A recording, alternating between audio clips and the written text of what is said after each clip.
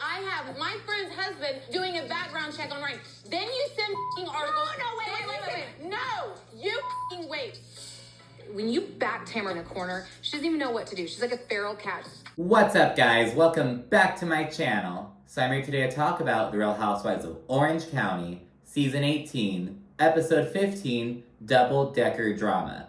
And the major highlight of this episode was Jenn going in on Tamara. It was riveting. Everyone on Twitter was like, yeah, Jenn, get her, whack her again, bitch. Like, it was great. It was just like chef's kiss. It was just what was needed, to be honest. And again, Jenn is so sweet, so soft-spoken. She lets shit fucking roll off her back. But here she is holding Tamara accountable and letting her have it. And leave my family alone. Okay. I just moved into that man's house. My kids are good. My kids are with me and good and happy. Leave me the alone. I want no part of your bullshit.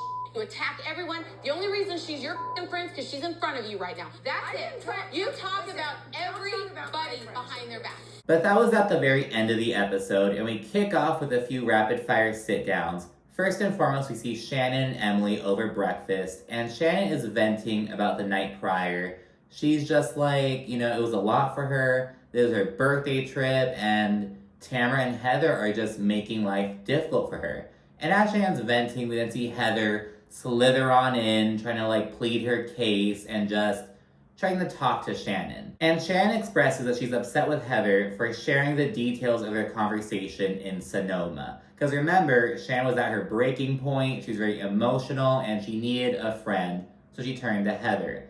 And Heather responds by saying, well, you're upset with me for sharing that conversation, but you talked about it on a radio show, so you can't be mad at me for that. But again, Heather's acting dense and is acting like the conversation with her as a friend is the same as Shannon talking about on a radio show. They are two very different scenarios. Shannon's able to talk about it in two very different ways. And Heather's just trying to cover her ass and just justify her being a bad friend to Shannon. And again, Heather's popularity is just tanking. No one likes her right now. Even her diehard fans, no one's with it. And as a Heather Dubrow non-fan, I love to see it. And going back to the whole conversation with Heather versus the radio show, Heather's like, you were being so emotional and raw with me, you're being so flippant about it on the radio show. Again, these are two different platforms, two different messages to share. Heather's just acting fucking dumb. And then she suggests that Shannon just pay John. She's like, just pay him and then it all goes away. Just do it. And they're forgetting that Shannon offered to pay the full amount, but she isn't doing so because John's refusing to sign a non-disparagement agreement. So it's she already offered to do so. And after hearing this, Shannon gets up and goes to get these various receipts and everything, just highlighting what she paid for John and all that shit. And Emily and Heather are just laughing their asses off because Shannon's kind of frazzled. She has these crumpled ass notebook pages, and just they're expecting her to have an Excel sheet, all this shit, but I don't know. It was kind of shady to see Emily laughing at Shannon after trying to be a shoulder for her to lean on, you know what I mean? But it is what it is. It ends with Heather and Emily just laughing at Shannon. And again, Heather is just trying to be a good friend, but it's not working. She's trying to come off as a good friend, I should say.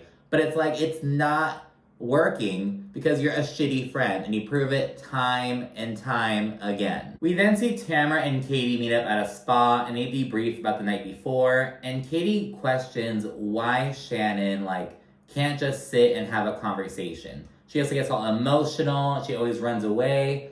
And I do have to add, Shannon's MO is just I went to the bathroom, and comes back in the middle of an argument. And it's Shannon, you have to stand there and fight your battle. So I will give it that. Shannon does have a habit of, running away and whatnot.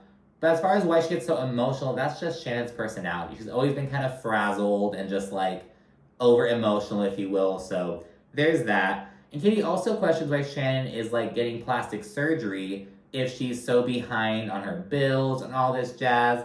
And Tamara notes that Shannon lives well beyond her means. And, you know, Shannon was raised with money, and it seems like, you know, as she got older, some of her own money started, like, kind of dwindling, if you will. But, I mean, like, that's Shannon's shit. Like, why are you fucking pocket watching? They then segued to pocket watching Jenn. And we learned that Heather saw Jenn's dress at Neiman Marcus, the one she wore at the tea party that Shannon threw. And she looked at the fucking price and saw it was $2,000. She called up Tamara and she was like, oh, she's only getting $6,000 a month in child support. Why is she buying this $2,000 dress? Like, just fucking pocket watching. And Tamara and Katie, they say that they're worried about Jenn and want her to just have a plan B, because it seems like she's just leaning on Ryan right now. But the thing is, like, Tamara didn't have any fucking money. She got her money from Simon. And, like, Heather Dubrow. I know she had these little fucking bullshit acting roles. She didn't have real money until she got with Terry. It's like, why are you bitches acting like you didn't also come up because of a guy? Like, okay, dude, this is so fucking weird. And again, like, I can kind of give Katie the benefit of the doubt because Katie is Jenn's friend. She's just spending a lot of time with Tamara, just kind of a red flag. But Tamara's saying, yeah, I'm just concerned about Jenn. I'm worried about her. No, you're not. You're just being a bitch. Like, you just need to own that. You know what I mean? You're not worried about Jenn. Like, what the fuck, Tamara? And Tamara goes on to say, well, it looks like there may be some shakiness in their relationship because of the FBI stuff. Rehashing that whole shit, and it's like, you're the one bringing this up. You're the one causing the issue with this. Like, okay, Tamara, whatever. And then we see Gina and Jenn. They're over by the pool, and Gina discusses the receipt that Shannon showed her, showing that Alexis did have a role in the lawsuit filed by Jim Bellino back in 2018. And mind you, Shannon immediately shared this with Tamara, and she refound this receipt. And Gina questions why Tamara, A, isn't, like, addressing it, because Tamara's going up for Alexis, being like, oh, Alexis had nothing to do with it. Well, you're wrong. She admitted she did. Like, own up to that shit. And she also questions why she's continuing to go in on Shannon, calling her a liar, when this shows that Shannon wasn't lying about this. And Jenn clocks it, and she thinks that Tamara would rather ignore the Alexis Bellino bullshit for the sake of taking Shannon down. And that's what it is. And Gina says that Tamara and Heather are hypercritical of Shannon. And she goes on to explain her gripe with Heather over the mammogram bullshit. And we also learn from Jenn that prior to the appointment, Heather texted the ladies and said that she has a family history of breast cancer, but she doesn't want to talk about it on camera. So they're like, we're going to respect that and not pry, like, in this moment. And this provides important context. It's like, okay, Heather, like, what fucking side is it? And she goes on to say that, like, yeah, that's my family stuff, but I'm open to talking about my history and my, like, risk factor and my health. But it's like, it's kind of muddying the waters. I mean, they're kind of like, all right, well, Heather doesn't want to talk about this shit. Let's not ask too many questions on camera. Like, and it goes back to Heather being so fucking controlling and wanting to look a certain way on camera. Like, do you want them to fucking be honest and ask you about this shit and be raw with you or not? Like, come on, dude. And Gina then tells Jenn that Heather was talking about her $2,000 dress, like, and not just talking about it, like, she went to Neiman Marcus, saw that dress, and was like, I wonder how much this costs. Saw it, and called Tamara up to gossip about it. And Jenn says that Heather is manipulative and two-faced, and again, Jenn is here clocking everyone on their bullshit. See, everyone thinks that Jenn is, like, this big ol' fucking ditzy blonde. You know, she can be, but it's like she's observing, she's learning, and she's fucking moving accordingly. And segueing to Tamara, Jenn says that she's incapable of being a friend to her, and she's just over her bullshit. She's like, she talks shit about every single person in this group, and I'm just done with her. Like, how many times does she have to burn me before I'm the fucking dumbass? And again, like, I like that Jenn's smart and just, like, clocking the bullshit. She's a little bit ditzy, but, like, she's intelligent with, like, how people are moving. She's emotionally intelligent, I should say. And maybe I'm giving Jenn too much credit, but damn it, like, she deserves it for how she went off on Tamara. Like, it was exactly what the viewers needed, and she delivered. You don't get to do this anymore. You are, like, throwing around FBI. You're throwing around all this Tamara, and it just you. The ladies then group up and head out on a double-decker bus. And after some fun and chit-chat and whatnot, Gina confronts Heather about the mammogram shit, like, out of the blue. I'm kind of bummed we can't hear what he's saying. Oh. He's talking? This is riveting. I'll talk about something interesting. And Gina says that she feels like Heather has, like, higher expectations of her as a friend than others. Of course, Shannon explains that, like, we thought everything was all good because we heard you shouting yay, like, what the fuck?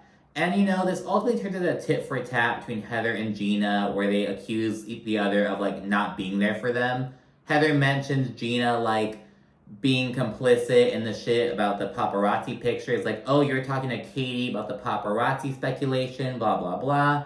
And Gina's like, okay, if you want to go there, you were over on Andy Cohen's show, like, not taking up for me when he was shitting on my house. And Heather's like, whoa, this was from so long ago. Why are you bringing this up now out of the blue? Which, yes, was a while back, but it speaks to how you haven't been a friend to Gina. And Gina notes if Emily were on the show that night, she would have been like, well, Gina's a homeowner. Like, she owns it herself. Like, she got this home. She's the only one who owns her house as a single woman, like, on this show. You know what I mean? Like, others are renting. Others own the home with their husband. But Gina did it by herself. And Gina notes that Heather didn't stick up for her like that. And honestly, Heather just straight up doesn't give a fuck. She, like, brushes it off. She's like, this is exhausting. She says, well, if you feel some way about that, that's your problem. Can you imagine if Gina said that to Heather? Oh, you're mad at the mammogram thing? That's your problem. That wouldn't have gone well with Heather at all, but here she is, hitting Gina with that bullshit, and she just shuts the shit down. She calls Gina a bitch after she gets off the bus, and it's like, okay, Heather. Like, again, Heather's so worried about looking like a bad friend as opposed to actually being a good friend. And yeah, after the bus ride, ladies break off into groups. We see Shannon, Gina, Emily, and Jenn take an old-timey photo. And Jenn took one for the team because she already knows that, like, okay, Shannon has to be the queen in the picture. Emily's so worried about, like, looking hot, so she gets a sexy corset. Gina's the maiden, but I'll be the king. Emily gets the corset because Emily's hot and Gina's the maiden. Like, Gina's up and coming and she's young, so get it, maiden. Do I get a sword? Yeah, they'll give you this. Oh, I like that. Shannon's the queen, obviously, and with my big dick energy, I'm the king. And I thought that was sweet of her because, like, you know, can you imagine if she had made Emily be the king? And you know damn well Heather and Tamara would have fucking pulled that move on her, you know what I mean? But Jenn is like, no, I'll take, like, the awkward costume, let them be sexy, because they need the ego boost, basically, you know, whatever.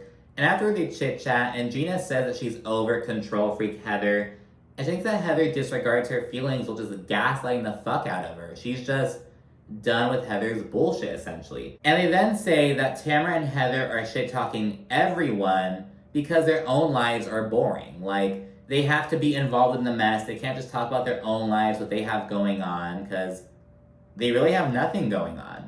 Like, oh, Tamara, like, her scenes with Eddie are fucking boring. There's, like, nothing there. With Heather, she's talking about her kids all day. Like, oh, I have 3 queer children. I have children with different sexualities and genders. Like, this isn't like, entertaining. Like, you just have to be involved in the bullshit because your own lives are boring. Back at the hotel, the women get ready for dinner. And at the table, Jenn confronts Heather for pocket watching her. And Heather's like, well, I was concerned about you. So you're spending so much money on this dress. I know you're not really doing too well financially. She's just feigning concern, which Gina calls bullshit on right then and there. And Emily says that Jenn tries to portray a certain lifestyle when her man doesn't have a real job and, like, just doesn't have the funds like that. Basically says that Jenn tries to, like, keep up with the Joneses, essentially.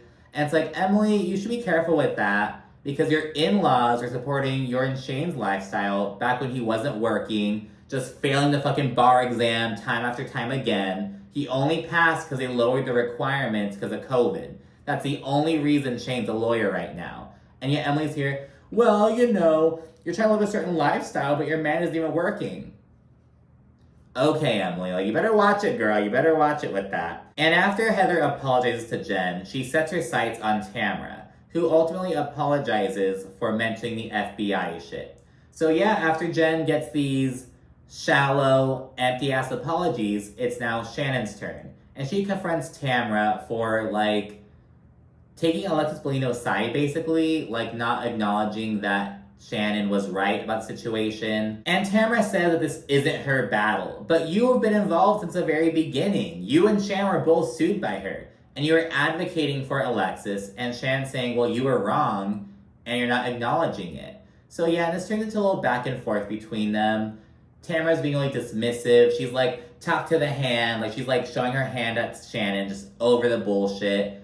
And of course, Shannon gets up from the table to go to the restroom and like gather herself. And Gina's like, you guys just need space. Like, you just need time to work this out. And it's just like, I just wish Shannon would stop running away. And she's doing what's best for her. She's like, I think she does it because she knows she's going to lose her cool if she's there. But it's like, Shannon, you can't keep running away. You can't. You're letting her fucking run you off from the table on your birthday trip. Like, after dinner, the ladies head back to the hotel and have some drinks. And Emily initiates a game where the women all text their respective partners like a spicy text message to see their responses. And of course, Shannon's left out of this. And Emily gives a shady-ass confessional about it. Okay, the game, it was not meant to make Shannon feel badly at all. Okay, you guys have fun. I'm sorry. You can text Archie. And it's like, you couldn't have done a more inclusive game for Shannon. It's her fucking birthday trip. Like, this isn't just like a regular event. This is her birthday trip. Like, come on. And then, you know, the ladies all end the night partying it up. Shannon went back to her room. And it's like, it's just so sad. They're all having this grand old time without the birthday girl. She's alone in her room. And it's just like, just so shitty. But anyways, it's then London day 3. We see Shannon, Gina, and Jenn discuss the night prior. And Shannon says that Tamara needs to talk about her whenever she gets a chance. She's obsessed with dragging Shannon, basically. And meanwhile, Emily and Tamara are together, and Emily's telling her, just keep being the bigger person. On what planet has Tamara ever been the bigger person? Like, Emily is so far up Tamara's ass, and the only time when she isn't is when she's, like, advocating for Tamara to, like, go harder on Alexis. But it's more because Emily dislikes Alexis right now. It's like, okay, girl, like, she's just sucking up to Tamara, it seems. Anyways, Shannon then tells Jenn that it bothers her that Tamara, like, says all this damaging shit that could hurt Jenn and her family. And she shows her a text message from Tamara admitting that she did a background check on Ryan. And we see some proof of that. And mind you, that's Tamara's phrase. She says that she did a background check on Ryan. And this pisses Jenn the fuck off. She said that Tamara has no soul, she has a boring life, and she calls her literal fucking trash before marching down to Tamara and Heather's room and just going off.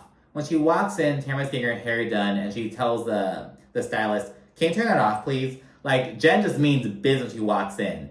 And she confronts Tamara. Tamara swears on her children's lives that she never did a background check on Ryan. Though swiftly turns on Tamara saying, I've never paid for a background check in my life. It wasn't a private investigator. It was my friend seeing if, like, Ryan was, like, licensed to do mortgages. That's it.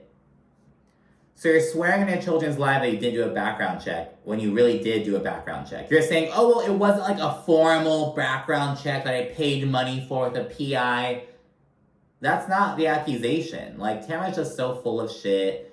Jenn goes off on her, and she has some real bass in her voice. Oh, no, wait. No, you f***ing wait. And Tamara's being all obnoxious. She's like clapping for Jenn, saying, oh, I'm just so glad that you're using your voice. And Jenn just lets her have it. She accuses Tamara of talking shit about everyone. She turns to Tamara and she says the only reason she's friends with you is because you're in front of her right now.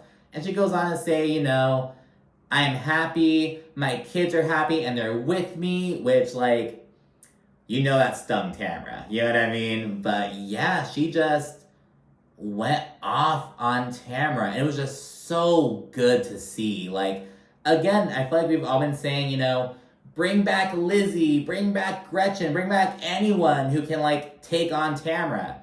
When we had Jenn the entire time, just waiting, observing, and now she's just over Tamara's bullshit. And It was just so riveting to see. But anyways, that's it for this episode. Sure, like, comment, subscribe, and of course, stay tuned for more. Thank you for watching. Bye.